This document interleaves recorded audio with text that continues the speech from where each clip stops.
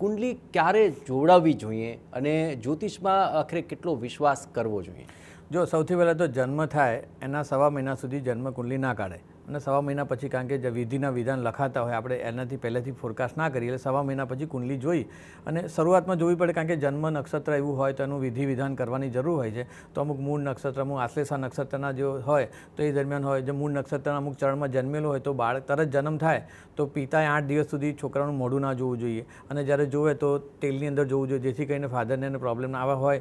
અને એના પછી નાના મોટા પ્રોબ્લેમ હોય તો એનું જોવું જોઈએ. અને બાકી તમારો છોકરો આગળ શું કરશે, કયા ફિલ્ડમાં આગળ છે, જેમ કે કોઈ છોકરો છે એન્જિનિયરિંગ ફિલ્ડમાં ટોપ કરે એવું દેખાય છે કુંડલી પ્રમાણે, તો જ્યારે તમે નાના નાના રમતના સાધનો પણ જો એન્જિનિયરિંગ ફિલ્ડના લાવો, તમારા ઘરમાં વાતાવરણ બી એવું ક્રિએટ કરો તો એનામાં પુશઅપ મળશે. એટલે પહેલેથી જ જો બાળક કયા ફિલ્ડમાં જવાનો છે એ જો જ્યોતિષના માર્ગદર્શનથી ખબર પડી જાય, ડૉક્ટર થવાનો છે તો પહેલેથી જ આજુબાજુનું એટમોસ્ફિયર ડૉક્ટર તેને આવનાર સમયમાં એફર્ટ ઓછી કરવી પડે અને એ કરવું જોઈએ. પછી જ્યારે તમારે સૌથી અગત્યનું છે કે તમે કયા ફિલ્ડમાં જવા માગો છો એ ફિલ્ડમાં પણ જોઈએ.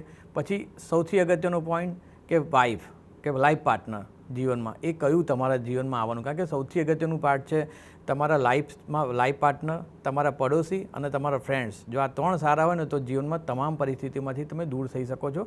તો તમારી કુંડલીમાં 7મું સ્થાન અગત્યનું છે. તો મેચિંગ કરીને તમારી લાઈફ પાર્ટનર કેવું હોવું જોઈએ, એની સાથે શુક્ર મંગળનું એટ્રેક્શન છે કે નહીં. પછી ઘણીવાર નાડી દોષ બધા જોતા હોય છે, તો નાડી દોષની કંઈ બહુ જોવાની જરૂર નથી હોતી, કારણ કે નાડી દોષ એવું બતાવે છે કે છોકરા અને છોકરીનું એક જ નાડી હોય તો સંતાન પ્રાપ્તિ થવામાં વિલંબ થતા હોય છે અથવા ખૂળ ખાપણવાળા સંતાન થાય છે. પણ આનો પર્યાય એવો છે કે તમારે સીધું ડૉક્ટરની સાથે આપણે બ્લડ ગ્રુપ ચેક કરવાનું, બંનેનું એક જ બ્લડ ગ્રુપ આપતું હોય તો મેરેજમાં એવોઇડ કરવાનું કે ભાઈ આપણે સંતાન પ્રાપ્તિમાં પ્રોબ્લેમ થઈ શકે. અને તે છતાં પણ કોઈના થઈ ગયા છે, માનો કે એને આ બધું જોયું નથી, તો અત્યારે જ્યારે બાળકનું પ્લાનિંગ કરો તો બાળકનું પ્લાનિંગ કર્યા પછી જ અત્યારે તો 5D 4D ટેકનોલોજી આવી ગઈ, સોનોગ્રાફી કરીને તમે એ ચેક કરી શકો છો કે બાળકમાં કોઈ ખોળ ખાપણ તો છે નહીં ને, તો એનો એક પર્યાય કરી શકો. બીજું, જ્યારે સંતાન પ્રાપ્ત કરવાનું હોય તો આપણા ત્યાં જેમ અભિમન્યુનો જન્મ થયો, શિવાજીનો જન્મ થયો, તો બાળક પ્રાપ્ત કરવું એક પ્રકારનું એક યજ્ઞ છે. તો એ પ્રોપર ટાઈમમાં જો એ સમય દરમિયાન બાળકનું પ્લાનિંગ કરવામાં આવે અને જો તમારા વિચારોમાં યોગ નિયમનું પાલન કરીને બાળકનું પ્લાનિંગ કરવામાં 3 મહિના સુધીમાં, તો હું માનું છું બાળક સરસ જ આવે. જ્યારે તમે કેરી આંબાની નાખી હોય ગોટલો તો એમ બાવળ ના ઉગે, એ કેરી જ ઉગે. તો તમારે જો બાળક સારું જોઈએ છે, બાળક થઈ ગયા પછી કે ભાઈ આના આવા ગ્રહો છે, તો પહેલેથી જ પ્લાન કરવામાં આવે તો આ દિશા તરફ. એટલે જ્યોતિષના દરેક જગ્યાએ તમે એનો ઉપયોગ કરી શકો અને સારી રીતે સોલ્યુશન કરી શકો. પ્રોબ્લેમ આવવાનું છે તો એને પહેલાં પાર બાંધી શકાય, સરસ સમય છે તો કૂદીને સાહસ કરી શકાય.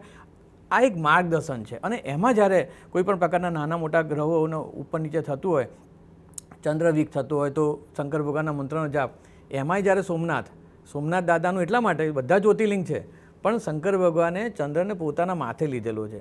જ્યારે એને શ્રાપ આપેલો ત્યારે એ ચંદ્રને પોતાના શરણમાં લીધો છે. ત્યારે સોમનાથ મંદિરના, જેનો ચંદ્રવીક હું બહુ જવાબદારી સાથે કહું છું, સોમનાથ દાદાના મંદિરના જાપ ત્યાં જઈને દર્શન કરીને જોઈ, શિવલિંગના દર્શન કરી અને સતત ઓમ નમઃ શિવાય મંત્રનો જાપ કરવામાં, તો ચંદ્ર પણ ત્યાંથી કંઈક અંશે તમને સાચી દિશા મળે. એટલે ઘણી બધી જગ્યાએ તમે એનો ઉપયોગ કરીને, આ શાસ્ત્રનો ઉપયોગ કરી એનો ફાયદો ઉઠાવી શકાય છે. બિલકુલ.